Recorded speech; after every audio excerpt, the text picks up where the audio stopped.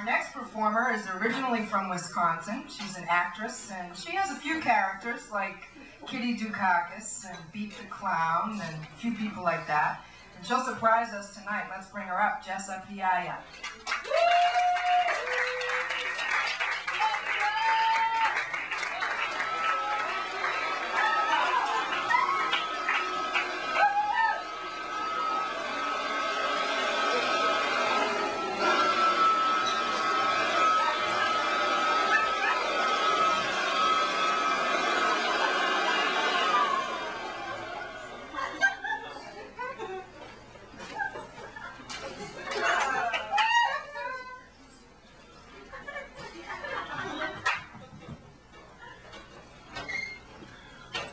Welcome to Boston Women's Voice. It's good to see you all here. So how many of you are housewives, like myself? Hand count, huh? Oh, so I'm sure you know some people who are like me, so you can relate to me through them. A couple of years ago, my husband decided to take an early retirement. He was sick of punching the clock.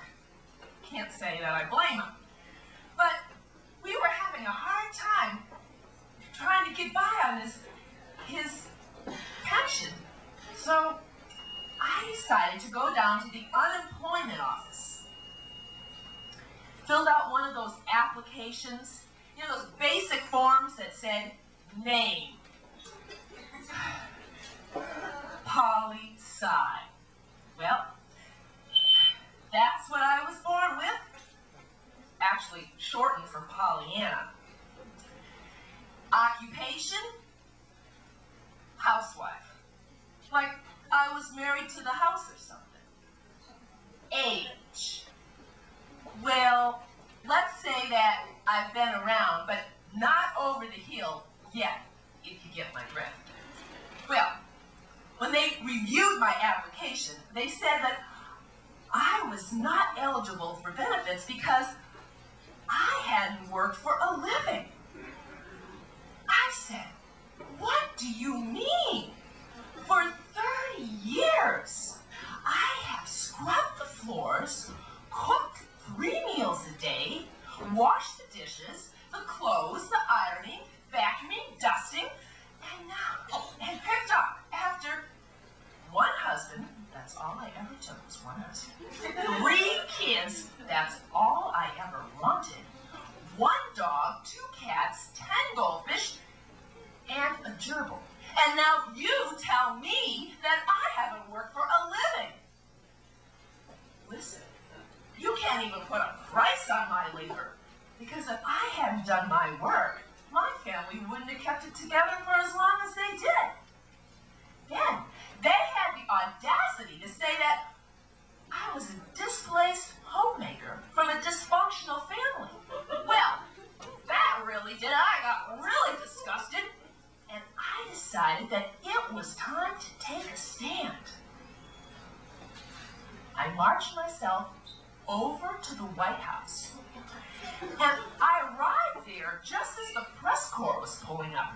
So by the time I got to the door, I didn't even have a chance to knock, because Barbara opens it, pulls me in, because she didn't want that kind of press, and said that she's been looking for a cleaning lady ever since George cut out her cleaning budget to finance this next war that's coming. Well, did you really think that Barbara Bush gets down on her hands and knees to scrub? Think about it. I didn't think about it too long. I just took the job. And she put me to work immediately, washing windows. Well, I was just getting my little pail with the sudsy water together, and she asked me if she could read me a book. I said, why not? My kids used to do it to me all the time. Well, I had washed all the windows in the red room by the time that she had finished A Cat in a Hat. Then I was halfway through polishing the silverware by the time that she got through the Bernstein Bears. Now, it's not that I minded her reading to me so much.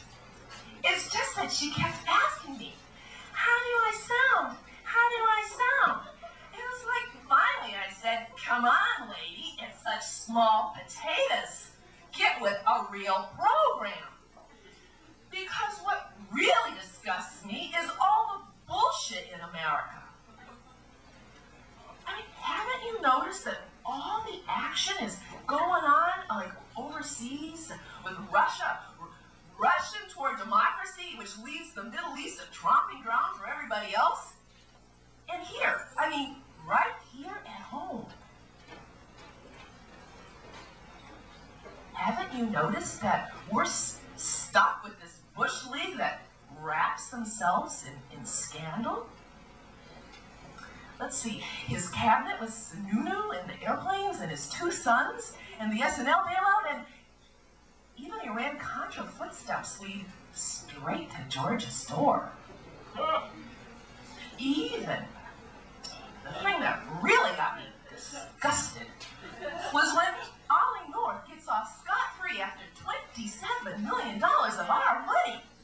Now, it's not that I'm nosy, but aren't you curious as to where all that money went in the diversion of funds?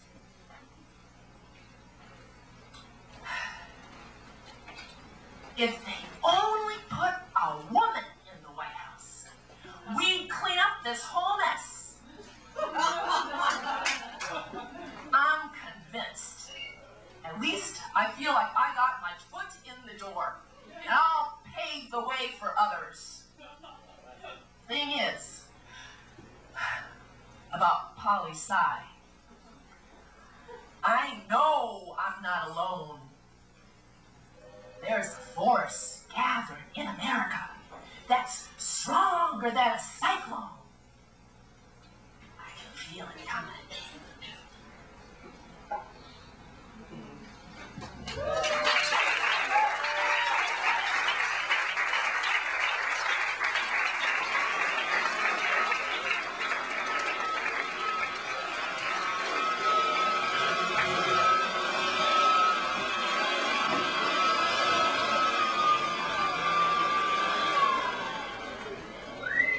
Thanks, Jessa. She had a few things to say, didn't she? One of our Boston women's voices, and bringing back up one of our Boston women's voices to share some of the MC duties for me so I could just have some more coffee is Johanna Hurley.